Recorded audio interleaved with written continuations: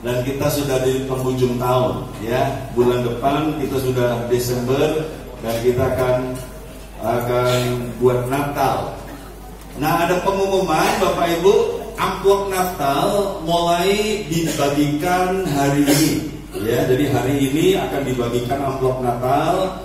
Bapak Ibu boleh menyerahkannya nanti besok sepanjang bulan ini boleh, ya, karena masih ada beberapa minggu ke depan. Nah, Natal saya sudah nggak mikir sama sekali, saudara, ya, karena semua konsep, semua ide, semua inisiatif sudah dilakukan oleh asisten pastor, ya, haleluya. Jadi terima kasih buat bantuan kerjasama. Saya menyadari semakin tua, saudara, itu beberapa hari yang lalu saya tepat berumur 50 tahun. Dan saya ngerti semakin tua ini saya semakin lambat, saya semakin lemot. Rasanya kreativitas tuh nggak seperti dulu gitu. Jadi saya mau bikin bagaimana ya, mau dibikin seperti apa? Saya rasanya sudah melemah. Nah, bersyukur ada mereka yang melayani, membantu saya. Doakan asisten pastor. Jadi kalau Bapak Ibu berdoa, jangan hanya berdoa buat saya, tapi juga buat mereka yang bantu. Jadi Natal sudah konsepnya, inisiatifnya, semua hal itu sudah mereka. Jadi terima kasih. Dan saya berdoa bekerja keras untuk juga memberkati karena mereka sudah tolong saya luar biasa, ya. Nah, kemudian nanti selesai ibadah koordinator sel tolong tinggal sebentar, ya, untuk koordinasi untuk acara Natal, ya, ketemu sama mereka bukan sama saya. Nanti Desember doakan saya akan ke Jambi, saya akan ke Sulawesi Tengah. Jadi ada 2 jadwal ke luar pulau selama bulan Desember dan saya harus atur stamina, atur strategi, atur banyak hal, saudaraku, ya. Jadi saya melakukan hal-hal yang besar di luar, di dalam. Sudah ada pelayan-pelayan yang sudah menghandle-nya. Terima kasih buat semua kerjasama Bapak Ibu jemaat, berdoa semuanya. Baik, Wahyu pasal yang pertama, Bapak Ibu, 2 minggu yang lalu kami tidak ada bersama dengan Bapak Ibu di ibadah pagi. Dan hari ini kita ketemu lagi setelah 2 minggu mungkin kita nggak ketemu. Bapak Ibu, Wahyu pasal yang pertama, tolong dibantu saya buat PowerPoint, tapi PowerPoint saya unik yang pagi hari ini karena PowerPoint saya cuma 1 halaman. Jadi nanti saya akan buka, tapi kita akan lihat, dibantu dulu dengan Alkitab di depan, dan kita akan lihat pelan-pelan Wahyu pasal yang pertama, Bapak Ibu, ayat yang pertama mulai. Wahyu 1 ayat 1 dan seterusnya. Inilah wahyu Yesus Kristus yang dikaruniakan Allah kepadanya, supaya ditunjukkannya kepada hamba-hambanya apa yang harus segera terjadi, dan oleh malaikatnya yang diutusnya ia telah menyatakannya kepada hambanya Yohanes. Jadi Bapak Ibu, surat Wahyu ini sebenarnya surat, karena nanti kita melihat tulisan ini ditujukan kepada 7 gereja di Asia Kecil. Nah, Asia Kecil jangan dipahami seperti benua Asia hari ini, ya, karena Asia Kecil ketika konteks ini ditulis itu adalah provinsi Romawi, salah satu provinsi dari Kekaisaran Romawi. Jadi berbeda dengan benua Asia yang kita kenal, karena Asia Kecil kalau hari ini kita akan napak tilas dan akan ziarah kepada 7 gereja itu, maka kita harus ke Turki. Jadi Asia Kecil yang ada disebutkan di Wahyu ini, kalau hari ini di zaman modern itu lokasinya ada di Turki, begitu, ya. Nah, saya ulangi lagi Bapak Ibu, inilah wahyu Yesus Kristus. Wahyu itu apa sih? Wahyu itu kita sering dengarkan pewahyuan, wahyu, wangsit, rahasia, penyingkapan, itu wahyu. Inilah wahyu. Jadi wahyu itu rahasia sebenarnya, tetapi kemudian itu disingkatkan wahyu Yesus Kristus yang dikaruniakan Allah kepadanya supaya ditunjukkannya. Jadi kalau Tuhan tidak menunjukkan, kita nggak bakal ngerti wahyu. Ditunjukkannya kepada siapa? Kepada hamba-hambanya. Tentang apa? Apa yang mau ditunjukkan? Apa yang harus segera terjadi? Garis bawahi kata harus, Bapak Ibu. Jadi saya kasih judul khotbah saya pagi hari ini, Tuhan itu tidak pernah terkejut. Bilang sama sebelah, kita punya Tuhan yang tidak pernah terkejut. Bilang begitu saudara. Tuhan yang tidak pernah terkejut. Karena Tuhan ngomong, yang ditunjukkan itu apa yang harus segera terjadi. Segera terjadi artinya dalam waktu cepat, dalam waktu singkat itu akan terjadi, dan itu harus. Artinya tidak bisa tidak.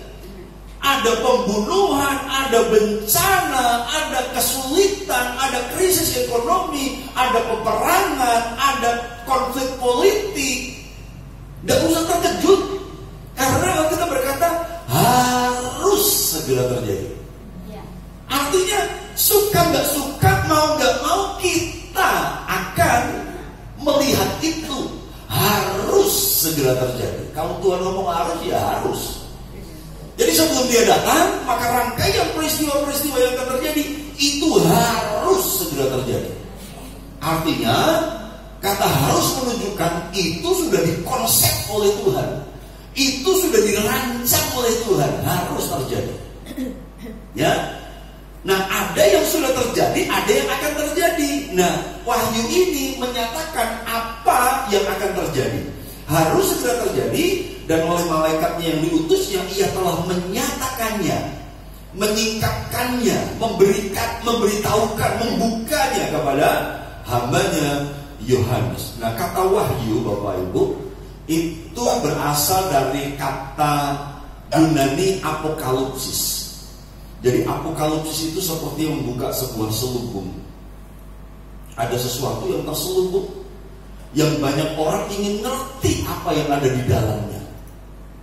Tapi Tuhan bilang jangan dibuka dulu.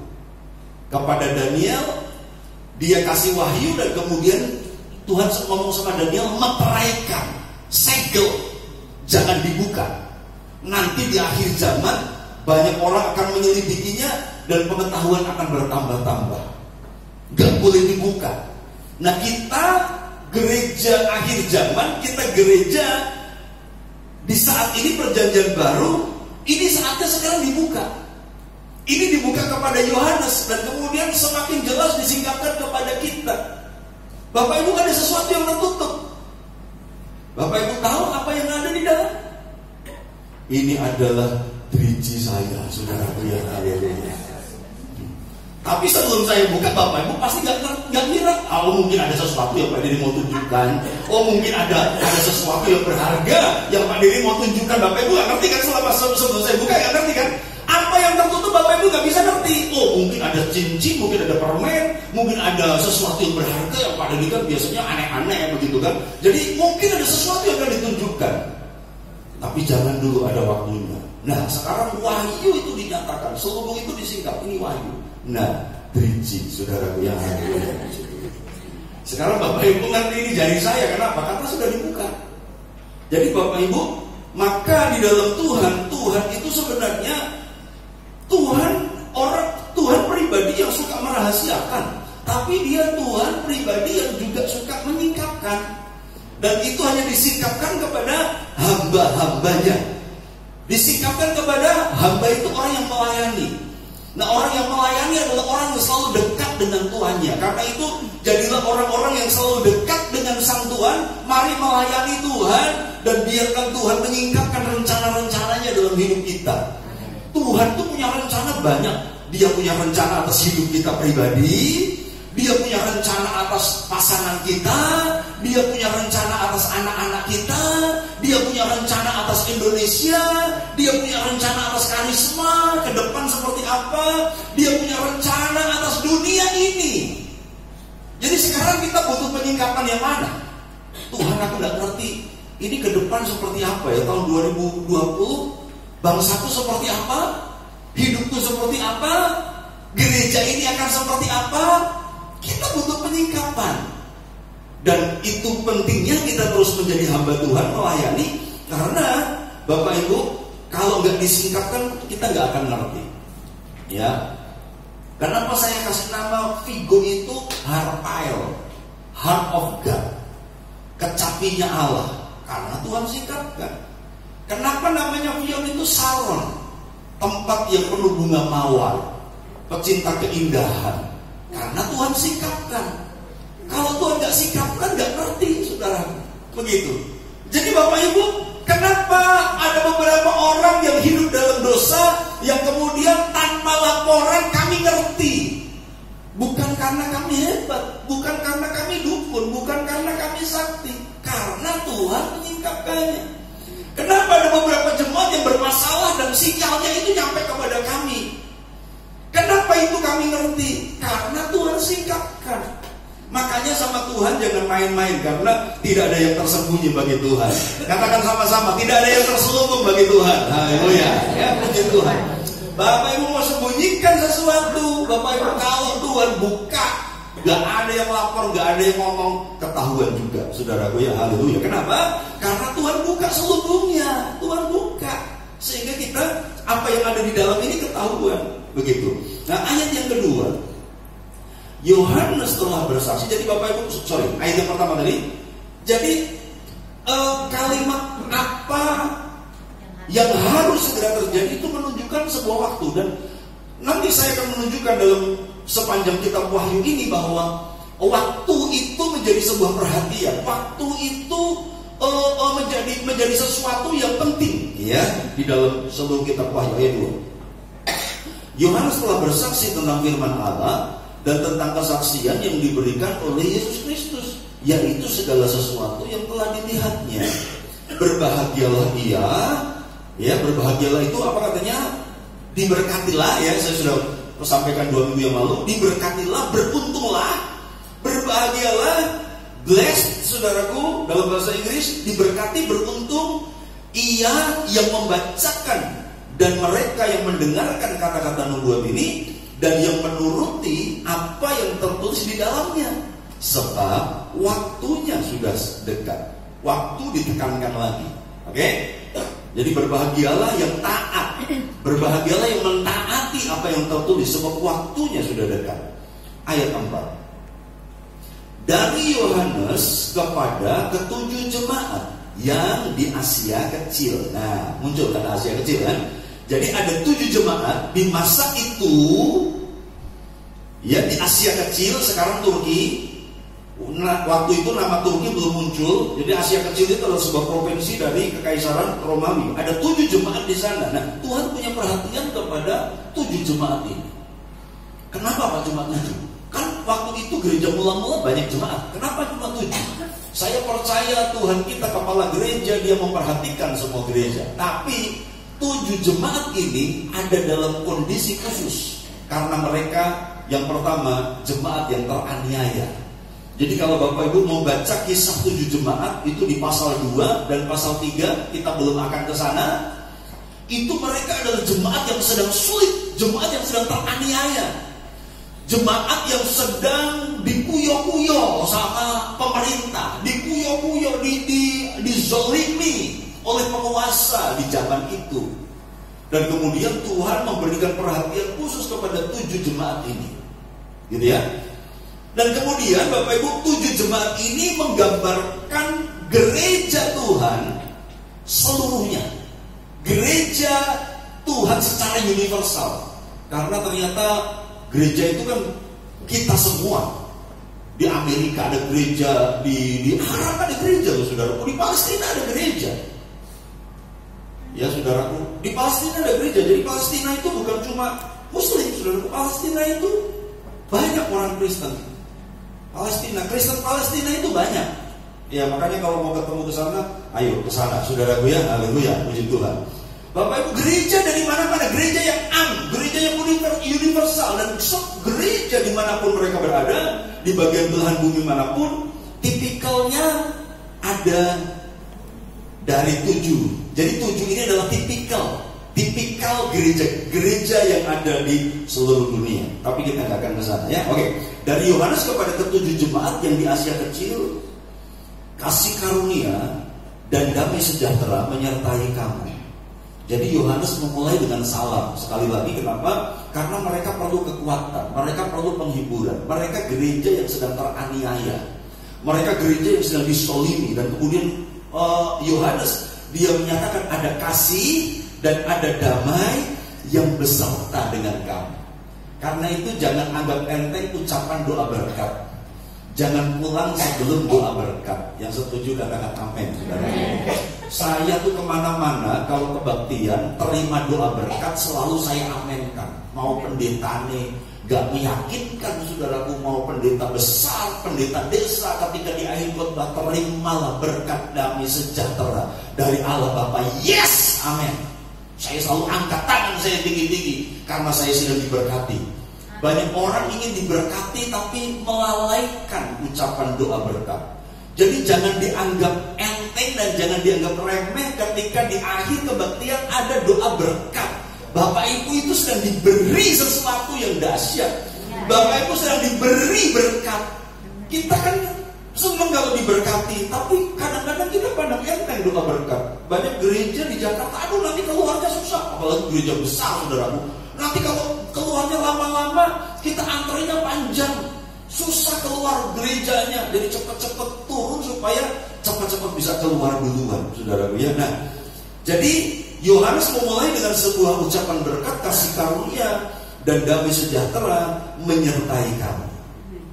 Siapa yang menyertai? Nah, kemudian muncul perkenalan dari Tuhan. Kemudian dari Dia yang ada dan yang sudah ada dan yang akan datang, dan dari ketujuh roh yang ada di hadapan tahtanya. 7 rohnya disingkirkan dulu karena kita nggak akan ke sana. Tapi saya akan menekankan ketika Tuhan memberkati 7 jemaat ini, Dia memperkenalkan pribadinya sebagai dari Dia yang ada, yang sudah ada, dan yang akan datang. Perhatikan, kata yang ada itu mengacu kepada Allah yang ada saat ini. Katakan sama-sama, Tuhan ada saat ini. 1, 2, 3. Yang ada. Kemudian dari yang sudah ada, itu mengacu kepada pemahaman Tuhan itu Tuhan yang sudah ada dari semula di masa lalu. Tuhan yang ada di masa kini, Tuhan yang sudah ada itu di masa lalu. Tuhan ada di masa lalu. Kemudian dan yang akan datang. Tuhan juga ada di masa depan kita. Jadi Tuhan ada di masa lalu, Tuhan ada di masa kini, dan Tuhan ada di masa yang akan datang. Amen. Yang percaya katakan amin. Oke. Bapak Ibu, seakan-akan Tuhan itu ngomong sama 7 jemaat ini, ada penyertaan kasih, ada penyertaan damai. Walaupun engkau sedang menderita, engkau sedang mengalami penganiayaan, tapi ada kasih, ada damai dari Aku yang ada sejak semula, yang ada hari ini, dan ada di hari nanti. Jadi jangan khawatir, jangan takut, karena Aku menyertaimu. Ayat 5, coba kita lihat. Dan, jadi ini masih memperkenalkan, Tuhan masih menyebutkan kepribadiannya. Tuhan masih menyebutkan sifat-sifatnya. Ayat 5, dan dari Yesus Kristus, artinya yang tadi ngomong yang ada, yang sudah ada, dan yang akan datang. Di ayat yang kelima, Dia munculkan namanya. Siapa? Yesus Kristus. Dan dari Yesus Kristus, saksi yang setia, yang pertama bangkit dari antara orang mati, dan yang berkuasa atas raja-raja di bumi. Karena itu Tuhan seperti ngomong, Aku ini saksi yang setia. Katakan sama-sama, Yesus saksi yang setia. Karena itu tadi kita nyanyi, tak pernah ku ragu akan apa? Kesetiaanmu, Kau pegang hidupku. Sepenuh jiwaku, ku yakin dan percaya, Kau tuntun langkahku. Jadi Bapak Ibu, kalau kita memahami bahwa Tuhan kita yang sudah ada, yang ada, dan yang akan datang, maka kita mengerti, percaya bahwa ketika kita melewati masa lalu kita seburuk apapun, itu dalam tuntunan Tuhan. Tuhan adalah saksi yang setia. Bapak Ibu bisa ada di gereja ini, dituntun langkahnya sampai hari ini, itu karena Dia saksi yang setia. Dan karena itu jangan khawatir untuk apa yang ada di depan, sebab dia juga Tuhan yang sudah ada. Bukan Tuhan yang ada di masa lalu, hilang, kemudian Tuhan ada lagi di masa sekarang, dan kemudian hilang, dan kemudian Tuhan ada lagi di depan. Enggak, Tuhan itu kekal, Tuhan tidak dibatasi waktu. Tuhan yang sama. Ibrani 13 ayat yang ke-8 dikatakan Yesus Kristus tetap sama, hari ini, kemarin, sampai selama-lamanya. Itu Ibrani 13 ayat 1. Coba buka Ibrani 13 ayat 1 dulu, ditampilkan, nanti balik ke Wahyu. Ibrani 13 ayat yang ke-8. Bapak Ibu, nanti itu diulangi oleh Tuhan berkali-kali, bahwa Tuhan menyatakan Dia itu Tuhan yang ada, yang sudah ada, dan yang akan datang. Oke, mari baca sama-sama. 1, 2, 3.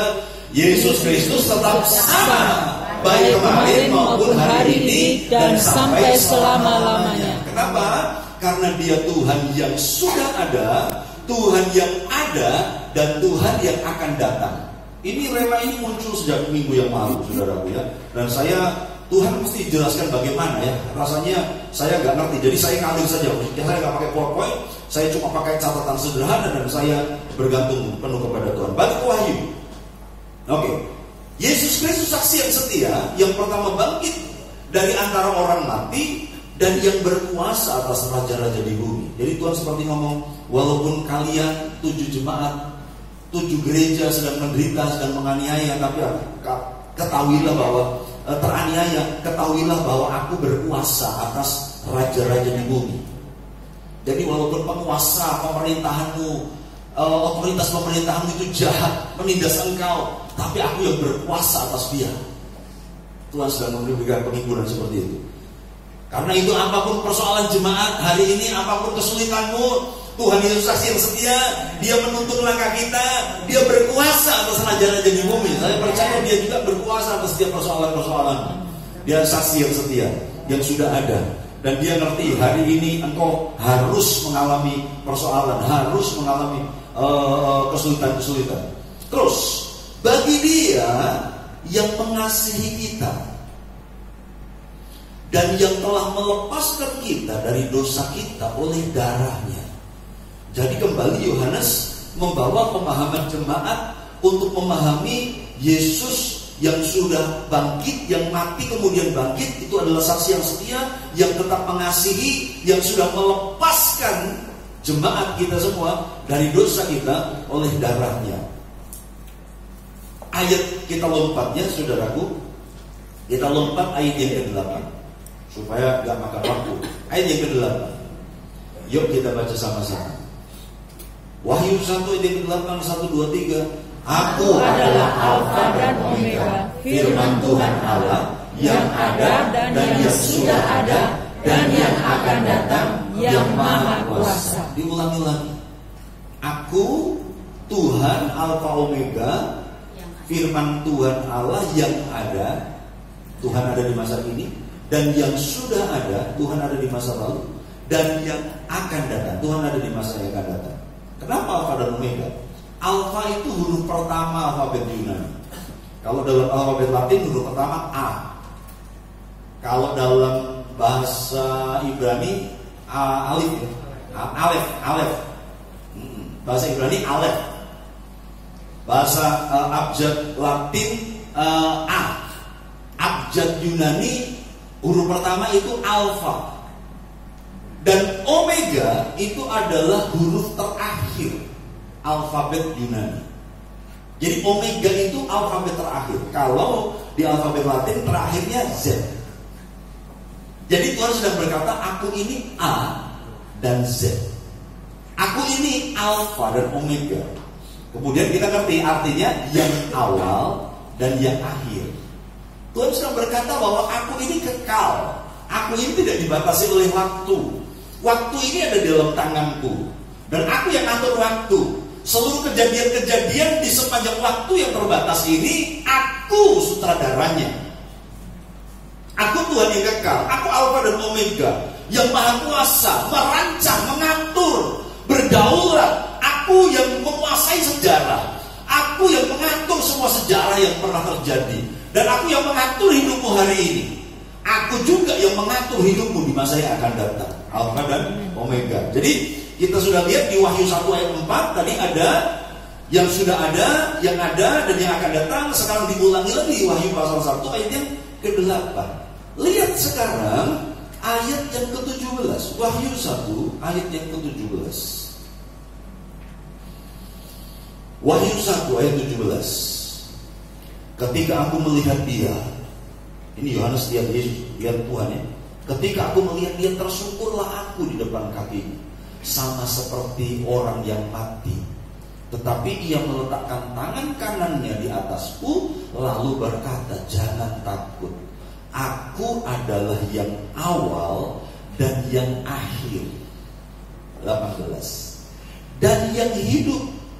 Aku telah mati, namun lihatlah aku hidup sampai selama-lamanya.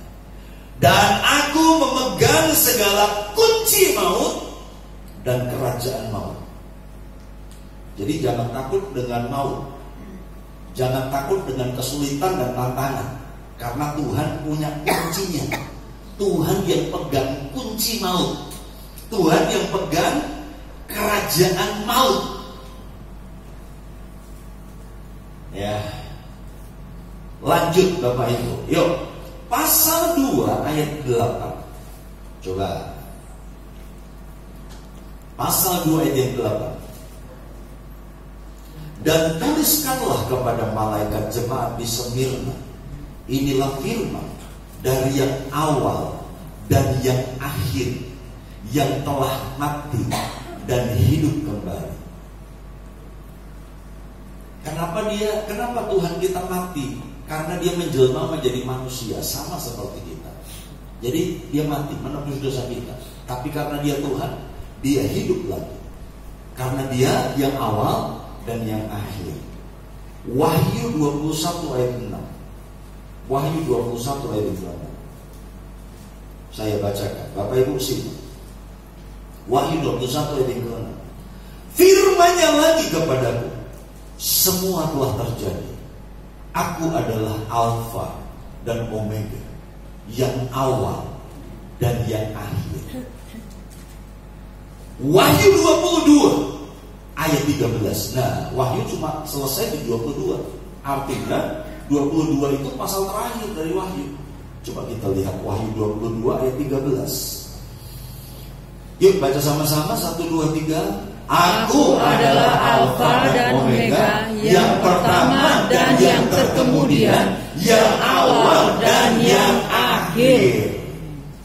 Wahyu 1 diawali dengan Alfa Omega.